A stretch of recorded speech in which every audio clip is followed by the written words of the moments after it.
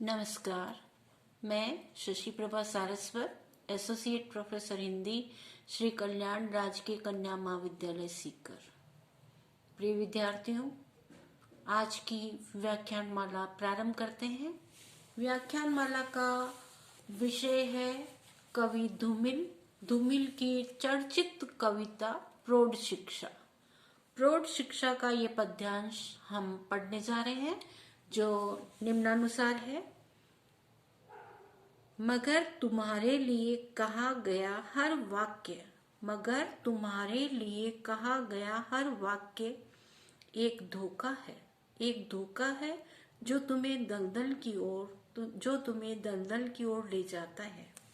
लहलहाती हुई फसलें, लहलहाती हुई फसलें, बहती हुई नदी, उड़ती हुई चिड़िया, यह सब सिर्फ तुम्हें गूंगा करने की चाल है। यह सब सिर्फ तुम्हें गूंगा करने की चाल है।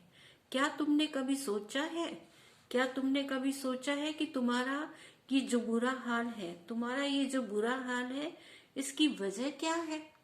इसकी वजह क्या है? इसकी वजह वह खेत है, इसकी वजह वह खेत है जो तुम्हारी भूख का दलाल है, जो तुम्हारी भूख का दलाल है। आह, मैं समझता हूँ कि ये एक ऐसा सत्य है, ये एक ऐसा सत्य है जिसे सकारते हुए हर आदमी झिझकता है।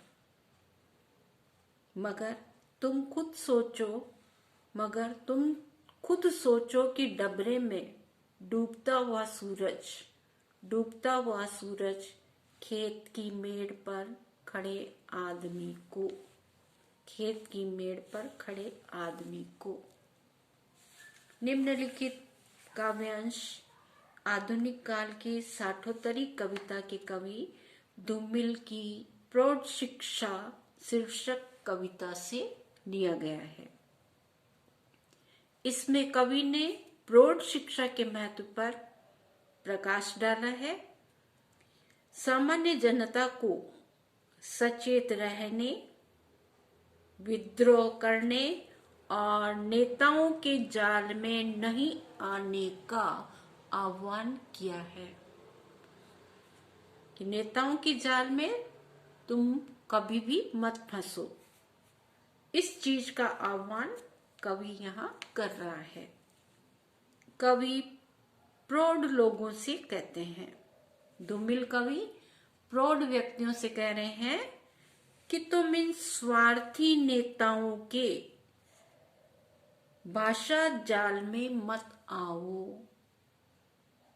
स्वार्थी नेताओं की भाषा जाल में मत फंसो। उनकी चाल से सदैव सावधान रहो। यह तुम्हें विभिन्न भ्रम में बांधकर रखना चाहते हैं। जितने भी ये नेता लोग हैं, तुम प्रौढ़ लोगों को विभिन्न प्रकार के भ्रमों के जाल में बांध करके रखना चाहते हैं। उनके द्वारा कहा गया हर वाक्य एक धोखा है। वे जो भी बातें कहते हैं सब झूठी है, धोखे की बातें हैं, सब धोखा है। वह नैतिकता की, आचार विचार की मीठी मीठी बातें करते हैं। जितने भी स्वार्थी नेता है वे नैतिकता की बातें करते हैं, मीठी मीठी बातों में तुम्हें फंसाते हैं, नए नए सपने दिखाते हैं। और क्या करते हैं? प्रौढ़ लोगों को नए नए स्वप्न दिखाते रहते हैं, लेकिन यह सब धोखा है। तुम्हें हमेशा प्रसन्न रहने के लिए कहते हैं। वे राजनेता, स्वार्थी नेता तुम्हें सदैव ये बात कहते हैं कि खुश रहो, प्रसन्न रहो, और तुमसे कहते हैं कि तुम गांव में अपनी धरती से प्यार करते रहो, गांव में मजे से रहो और अपनी धरा से प्रेम करो। बहती हुई नदी, उड़ती हुई चिड़िया इत्यादि तुम्हारे जीवन के अंग है। वे जनता से, इन प्रौढ़ व्यक्तियों से, राजनेता कहते हैं कि यह धरती गांव की धरती, यहाँ की नदियां, उड़ते हुए पक्षी, ये सब क्या है? तुम्हारे जीवन के अंग है। इनके साथ रहकर तुम कितने प्रसन्न रहते हो? ये सब तुम्हें अपनी स्वार्थ सिद्धि की पूर्ति के लिए चाल चलाते रहते हैं। तुम गरीबों का जीवन जी रहे हो और कितने अभाव में रहते हो। तुमको अक्षर ज्ञान तक नहीं कराना चाहते, बल्कि तुम्हारी गरीबी का फायदा उठाकर ये नेतागण अपनी आवश्यकताओं की पूर्ति करना चाहते हैं। तुम्हारी निरक्षरता का फायदा उठा रहे हैं कि अक्षर ज्ञान नहीं है, इसलिए ये तुम्हें तरह तरह के झांसे देते रहते हैं। तुम्हें कहते हैं कि इस खेत को छोड़कर तुम कहीं मत जाना।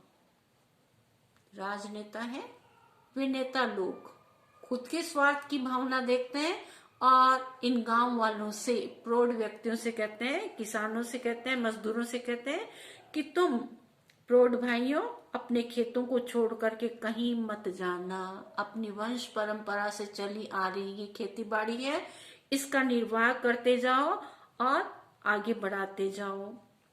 तुम्हारी वंश परंपरा की आन बान शान ये खेती बाड़ी है। इस कृषि को छोड़कर, गांव को छोड़कर कभी भी मत जाओ। इससे तुम खुशहाल रहोगे। कौन कह रहा है?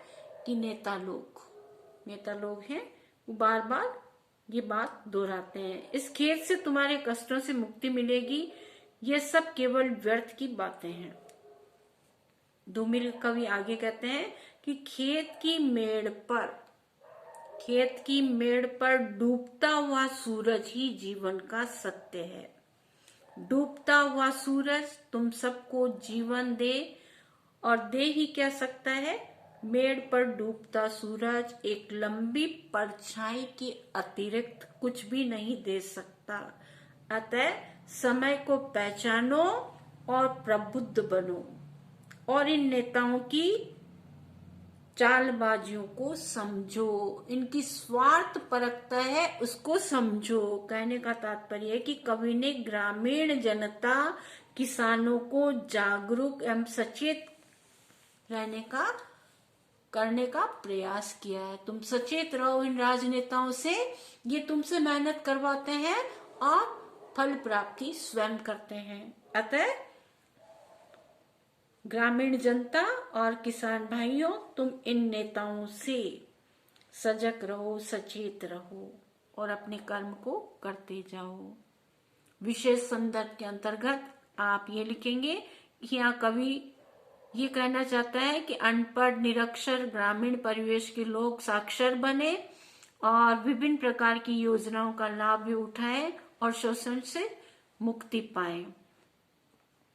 कवि ने इस पद्यांश में बहुत ही तीखा व्यंग्य किया, जिससे जनता सचेत एवं जागरूक हो सकती है। इसकी भाषा सरल है, जो कि भावों को पाठकों तक आसानी से पहुंचाने में समर्थ है। इसमें कवि ने नेताओं की चाल, चरित्र और चेहरे का बहुत ही स्पष्ट, सुंदर चित्रण किया और जनता को सचेत रहने का संदेश भी दिया है। बहुत बहुत धन्यवाद।